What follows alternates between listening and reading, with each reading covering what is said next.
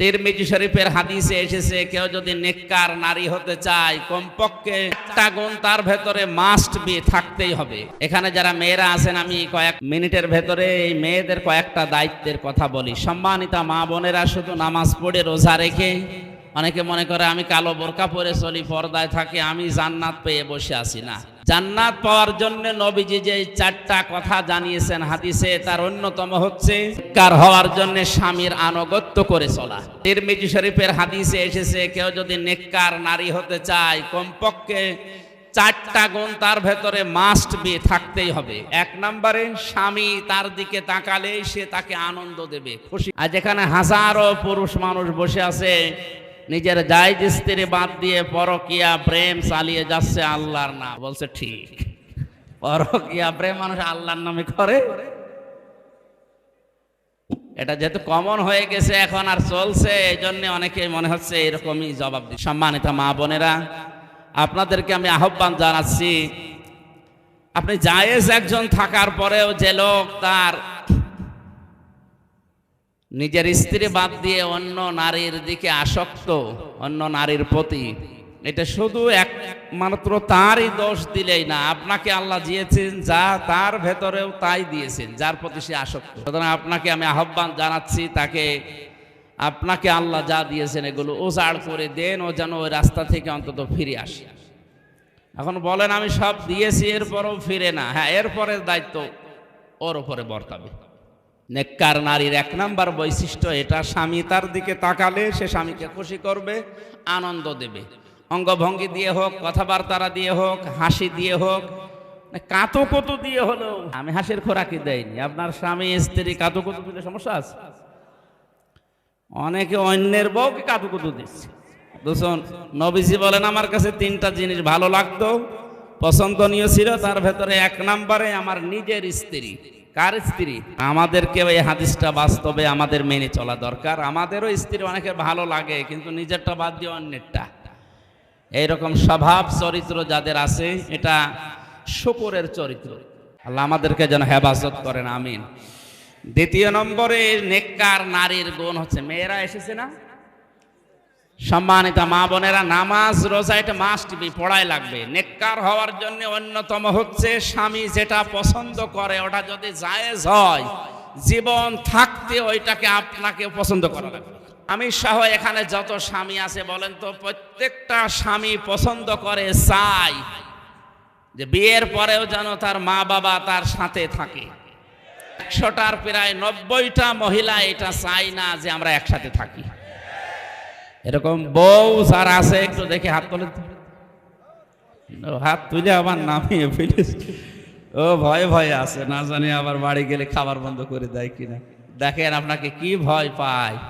নামাজ পড়ে রোজা রেখে কালো বোরকা পরে আপনি মনে করছেন যে আপনি নেককার হয়ে গেছেন। না, হচ্ছে না। ইমানদারদের যে বর্ণনাটা আমি দিচ্ছিলাম, যে শয়তানের দায়িত্ব যত রকমের অন্ধকারের পথ আছে, এই পথের দিকে আপনাকে চালাবে আল্লাহর ইসলামের আলোর পথ বাদ দিয়ে। এই মুহূর্তে আপনার বিবেক যদি থাকে, কুকুরে যদি প্রসাব না করে, আর এই স্ত্রী লোক আপনাকে গালি দেওয়ার পরে আপনার বিবেক থাকলে আপনি রাগ করবেন না। এই কারণে ধার্মিক মহিলা, নেককার মহিলা, এ ভালো বংশের মেয়ে আমাকে গালি দেয়, অবশ্যই এরে জিনে ধরেছে বা ভূতে ধরেছে। কথা বলেন না কেন? একে জিনে ভূতে না ধরলে তো এর গালি দেওয়া সম্ভব না। কোন মানুষ যদি আল্লাহর পাঠানো ইসলাম এবং কোরআন সামনে থাকার পরেও অন্য কোনো কিছু নেই, এই দুইটা থাকার পরেও মানুষের তৈরি করা নিয়ম নীতি আইন কানুন প্রতিষ্ঠার জন্য সময় ব্যয় করে, অর্থ ব্যয় করে, বুঝতে হবে তাকে যে তাকে শয়তান দখল করে ফেলেছে। আপনি এখন কিন্তু শয়তানের দখলে আছেন। আর যারা শয়তানের দখলে আছে, আয়াতের শেষ অংশে আছে, উলাইকা আসহাবুন নার হুম ফিহা খালিদুন, এরা হচ্ছে জাহান্নামের অধিবাসী।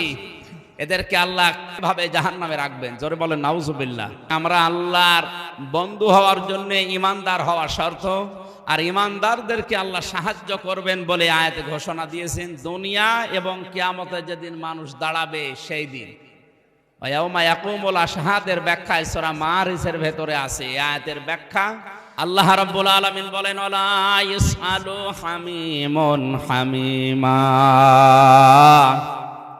ইয়াউমাইযিন ইয়াওয়াদ্দুল্লাযিনা কাফারু। এদিন কোনো বন্ধুর বন্ধুত্ব চলবে না। ফাইদা নুফিখা ফিস-সূরি ফালা আনসাবা বাইনাহুম ইয়াউমাইযিন ওয়ালা ইয়াতাসাআলুন। সূরা মুমিনুনের 101 নম্বর আয়াতে আল্লাহ জানিয়েছেন সিংহায় যেদিন ফুৎকার দেওয়া হয়ে যাবে, দুনিয়ায় যত রকমের সম্পর্ক আছে সব সম্পর্ক কাট হয়ে যাবে। কিয়ামতের ওই কঠিন ময়দানে কোনো মানুষ নিজের পরিচয় অন্যের কাছে তুলেও ধরবে না। পরিচয় যাদের সাথে ছিল তাদের সাথে পরিচয় দেওয়ার চেষ্টাও করবে না। ওয়ায়াউমা ইয়াকুমুল আশহাদ, কিয়ামতের ওই কঠিন ময়দানে মানুষ যখন দণ্ডায়মান হবে, তার মানে সাক্ষীরা যখন সাক্ষ্য দেওয়ার জন্য দাঁড়িয়ে যাবে। আজ বাংলাদেশ সহ বিশ্বে হাজার হাজার লক্ষ লক্ষ মিথ্যা সাক্ষী দেওয়ার কারণে নিরপরাধ মানুষগুলো চার দেওয়ালের মাঝে বন্দী হয়ে আছে। আমার যে মামলা ছিল, আমার বিপক্ষে যারা সাক্ষী দিয়েছে, কোরআনে কারীম আমার পকেটেও আছে, আমি নিজে আল্লাহর দিকে তাকিয়ে বলছি, মামলা সহ যে কেস সহ যারা সাক্ষী দিয়েছে 1 থেকে একেবারে শেষ পর্যন্ত টপ টু বটন পুরাটাই অন্যায়, মিথ্যা। সুতরাং মিথ্যা সাক্ষ্য দেওয়ার কারণে যে 3টা বছর আমার জীবন থেকে নষ্ট হয়ে গেল, নিচ থেকে উপর পর্যন্ত যারাই জড়িত ছিল, এই 3টা বছর কিন্তু কিয়ামতের ময়দানে আল্লাহর সামনে আমি আপনার কাছে জিজ্ঞাসা করব। ওয়ায়াউমা ইয়াকুমুল আশহাদ, সাক্ষী সেদিন যারা দণ্ডায়মান হবে। দুনিয়ার এই বিভিন্ন সাক্ষীর কারণে আজ অনেকেই ধরা খেয়ে যাচ্ছে, সত্য মিথ্যা।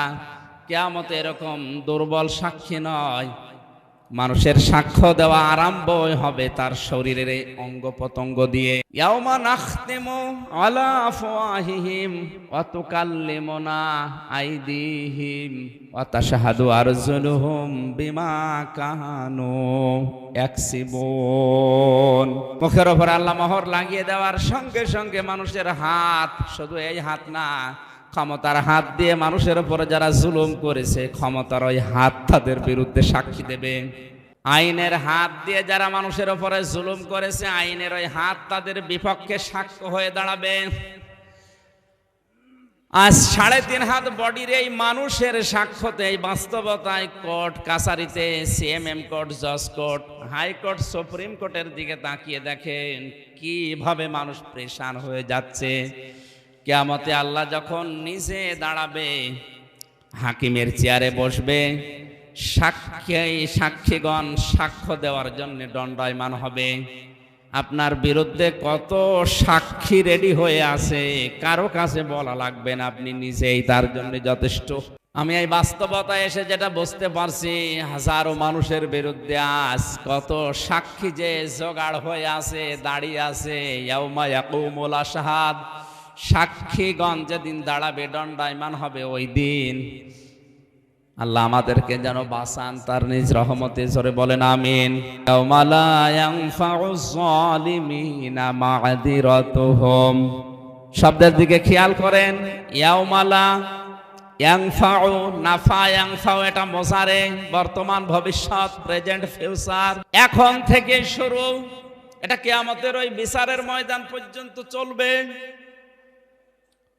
আল্লাহ পাক বলেন জালেম যারা, জালিমিনা দিয়েছেন আল্লাহ, জালেম যারা, তাদের উপকার হচ্ছে না এবং তাদেরকে ছাড় দেওয়া হবে না, তাদের ওজর আপত্তি গ্রহণ করা হবে না। আমি যত বিষয়ের আয়াত পড়েছি, আমার এই ছোট্ট মেধায় সবচাইতে বেশি ভয় এসে জমা দিয়েছে যারা জালেম, এই সংক্রান্ত আয়াতগুলো পড়ার পর।